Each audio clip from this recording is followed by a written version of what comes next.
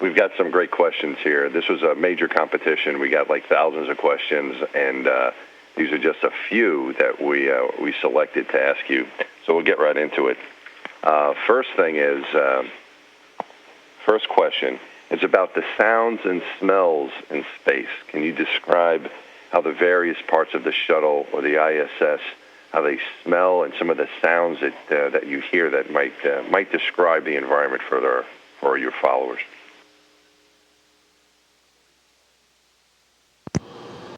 Well, that's a good question, Mike. Obviously, launch is really noisy, but once you're in space, space itself is really quiet, but the inside of the spacecraft is never quiet. It's full of fan noise.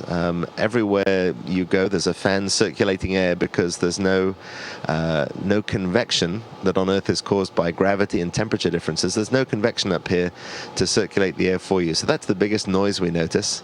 How about smells, Bob? What do you notice up here? Well, I think one of the most remarkable smells that you notice in space, everything smells relatively similar except for food. And then one other thing, and that second thing is the smell that you smell when you actually go into a place that was recently at vacuum. I've heard it described as ozone-ish, also being attributed to the oxidation of aluminum, but the smell of coming into an area that had just been at vacuum, just been at space, is really unique, and I haven't smelled it any place on the ground, just coming through the hatch or actually coming back in from an EVA. You can smell the EVA crew members or spacewalkers when they come in. They really have a strong smell, the smell of space. Now, I know the both of you guys very well, and between the two of you, there's a lot of brain power. And I just can't help to follow up on that question. What do you think causes that smell of space? What do you think it is? You think it's actually space, or is it something else?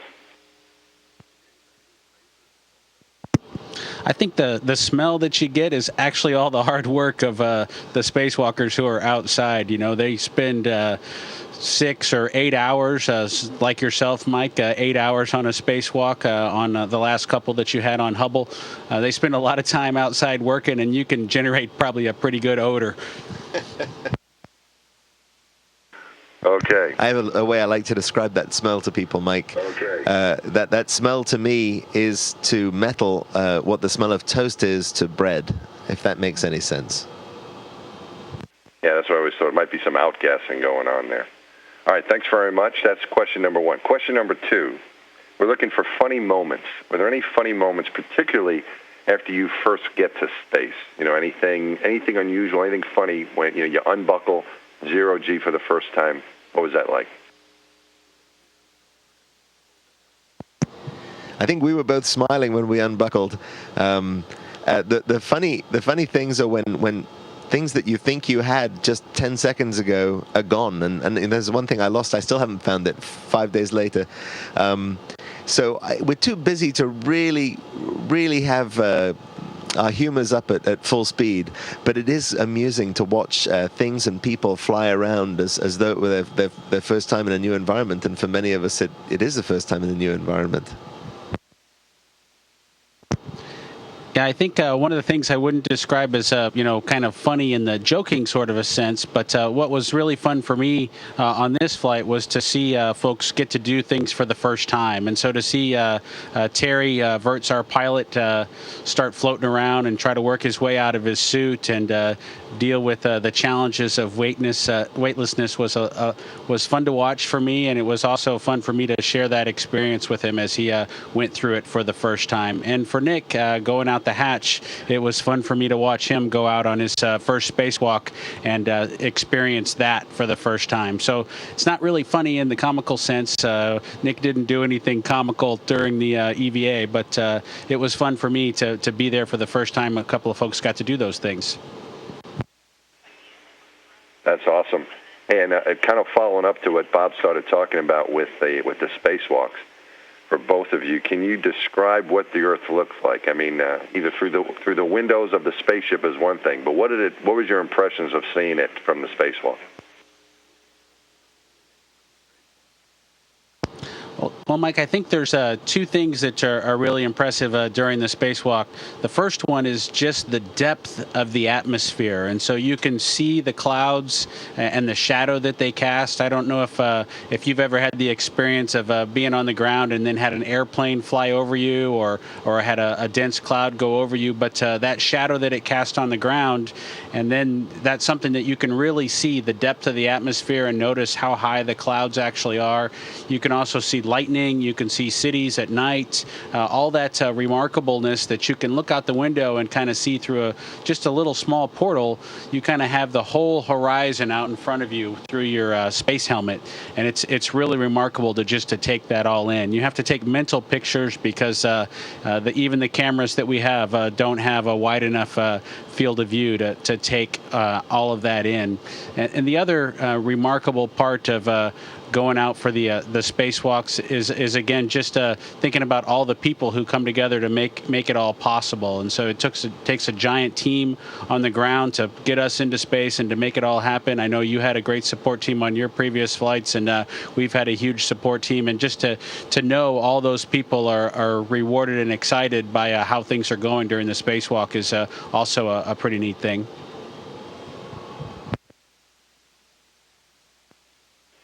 Nick, you want to describe your first look at the Earth from the helmet visor? It's really hard to describe, Mike. I'll try. We went out of the hatch in the dark, so I couldn't see anything at first except the underside of Space Station and Endeavour, which were lit in floodlights. And that was beautiful enough. We got working, and at some point in that, I think Steve warned us that our first sunrise was coming up, and I looked towards the horizon, and there was this beautiful blue glow coming towards us. And there isn't much time to watch it, but the once or twice I could watch it during the spacewalk yesterday, it was just amazing. The view is panoramic, as Bob said. In the helmet, you can see so much more than you can through shuttle windows because you can see almost 180 degrees field of view.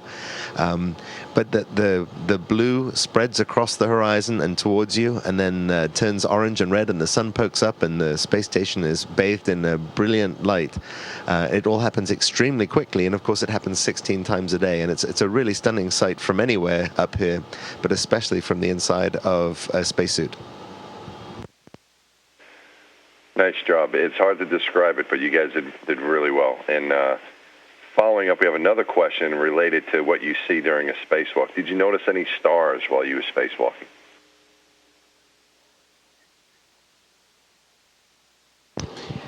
I did see some stars, Mike, but they are so small compared to actually being able to look at the Earth and see the lightning or to see the cities at night. The stars are actually very dim compared to the lit up space station or the space shuttle.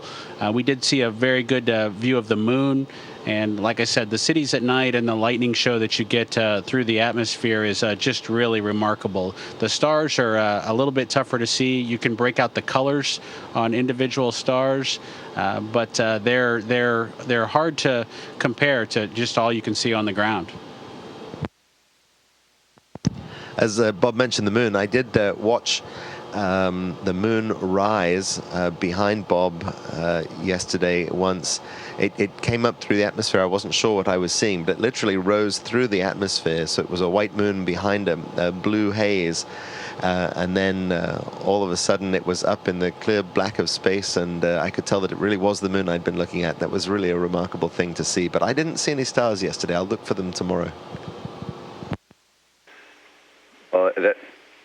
Those great descriptions of what you guys saw out there. You know, it's just an incredible experience, and appreciate you sharing that with us. And like you said, you got a couple more opportunities to make some more memories. So great job on your first EVA, and good luck on the next couple we'll be watching.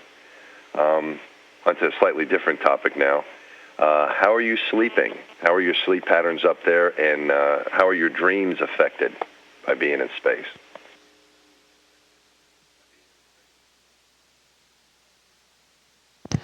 Well, sleep patterns aren't affected too much, with a couple of exceptions. The first is we have a huge, what we call a sleep shift to get here. We needed to launch at 4:30 in the morning Eastern time, and because of the amount of work you have to do when you get to space, it takes about a whole afternoon's worth of work to convert the shuttle into something that's appropriate for living in once you've launched. We needed to make that just after our lunchtime. So we were sleep shifted by about 9 or 10 hours to achieve that. And that took us a week or two really to get comfortable with that huge sleep shift. And we're still roughly on that sleep cycle, sleeping when people in North America are awake, and we're awake when they're asleep. But up here on station, now that we've adapted to that sleep schedule, we're more or less sleeping normally. There just isn't as much time for it as we'd like. For us, Mike, it was like making a trip to Tokyo right before we launched. And we did about 3 days before the launch, we did the equivalent of transferring to almost Tokyo time, Tokyo, Japan, and going through that is going to happen on the other end when we come back. So I'm sure we'll not only be tired from the mission, but we'll be tired from those two big sleep shifts, as Nick described, when we get back. Well, you have plenty of time to catch up when you get back to Earth.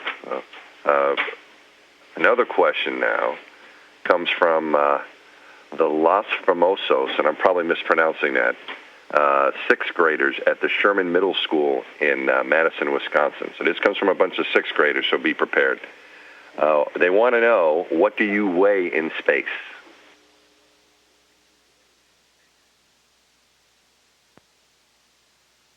Well, for a bunch of sixth graders, they asked some pretty tough questions for us. I think Nick and I probably have well over 30 years of education between the two of us. And getting questions from sixth graders is always the most challenging of them all. But I think Nick just demonstrated, and I think that we both could show you that we don't weigh much of anything while we're up here.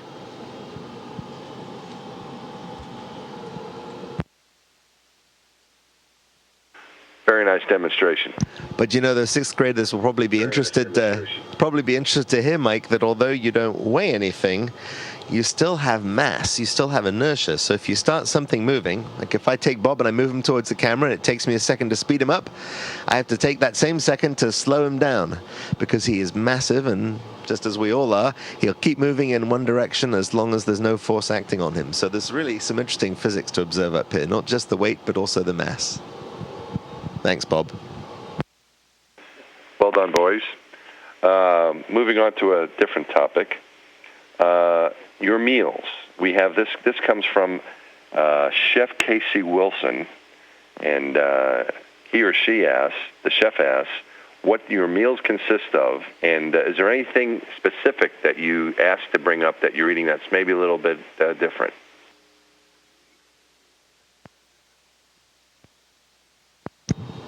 Well, Mike, I think there's always a lot of interest in what type of food we actually eat on orbit, and it's a mixture of kind of camping food and military rations and kind of dehydrated things. And so we've kind of got just about everything that you have on the ground, just in a slightly different format that we either warm up or add water to and then warm up. So those are kind of the two things that we have. So nothing too fancy as far as chefs go, because we don't get to use all the fancy techniques. We just get to add water or add heat, and that's just about it. For me, I brought up some chocolates that I like, and I also brought up some breakfast rolls and some fresh fruit, because one of the things that you don't have very much of up here, like I said, with all rehydrated or food that you just warm up, you don't get a lot of vegetables. So it is nice to taste citrus and taste fresh vegetables during the week or two that you're actually on orbit. And when we arrived with for the station crew, we actually brought them quite a bit of fresh food. I don't think you can see any more of it here. Actually, you can. There's some of it stowed right above Nick's head up here. There's some oranges and some apples and some avocados and some lemons. So a lot of fresh fruits that only get delivered when there's a Progress vehicle arriving or a space shuttle arrives to drop some of these things off.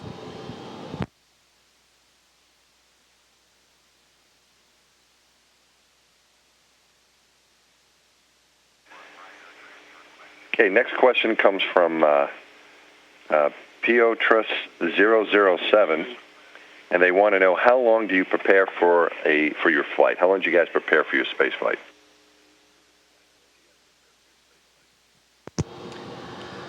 Well, we've been training for about a year, Mike. We got assigned to this mission, I think, in December of 2008. So we trained for just over a year before we launched. But in a way, we've been training for this for all of our lives. Bob and I are both engineers. Bob's an Air Force flight test engineer, and I'm a civilian mechanical engineer, as you know, because we were at school together.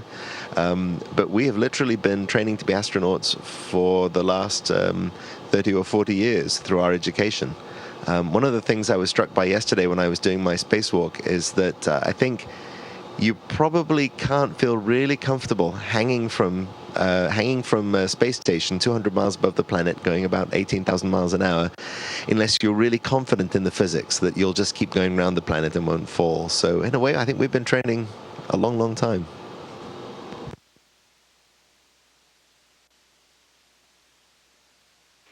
You know, all that education that you guys have between you comes in handy.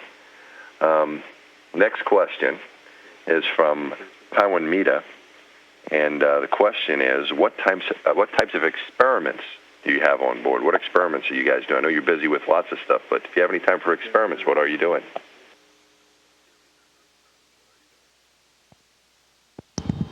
Well, Mike, we do have a couple of experiments with us, and most of them are biological in nature, really, as far as our flight goes. The space station is doing quite a bit of additional work.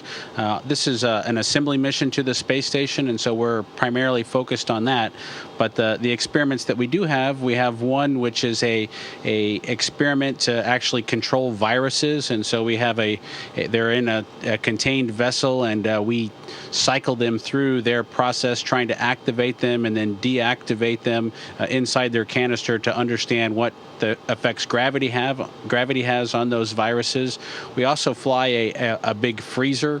It's called a Glacier, and it keeps biological samples really cold and also allows us to transfer new science materials either to the station or back down from the station. And so just the day that we arrived, I opened up that freezer and exchanged some samples that Jeff Williams, the commander of the space station right now, had on board, and swapped those out. And I know there'll be a large number of blood samples and other samples from the crews that have been on orbit to make sure that they've been healthy and understand the effects of gravity on their health during their 6-month stay on the space station.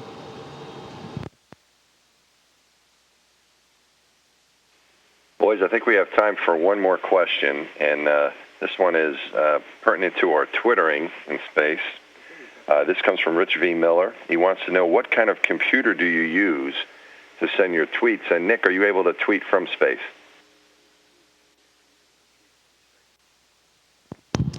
As you know, Mike, I was tweeting every day before we launched, and unfortunately, I haven't had enough time to do much tweeting from up here, although I will send another one out today. When I send a tweet, I have to email it to a colleague on the ground who's agreed to post it for me. But when the folks on the space station here send a tweet, they're able to do it directly via a live computer link with a machine down in mission control.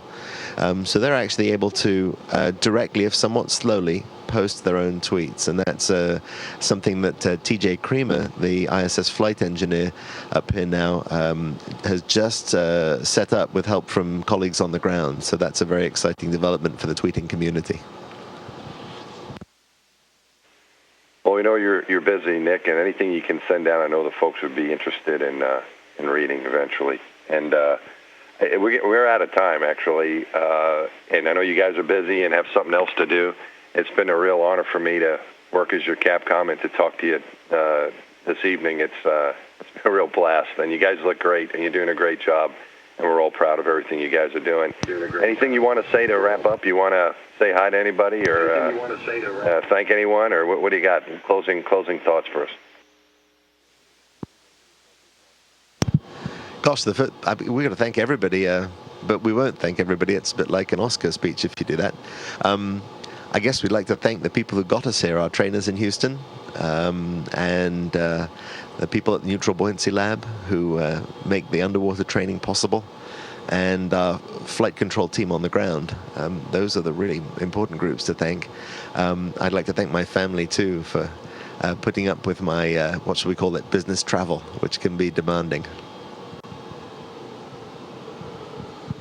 And Nick covered the folks that have got us to this point and also been supporting us while we're here on orbit. I'd also like to thank my family and my wife, Megan, who's also a Capcom for some other missions and flew with you, Mike, back to the Space Telescope a little while back. So I'd like to thank her specifically as well.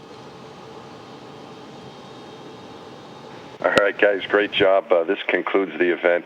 Good luck with the rest of the mission. We'll be talking with you and looking forward to seeing you on the ground here in about a week's time. Thanks, Mike.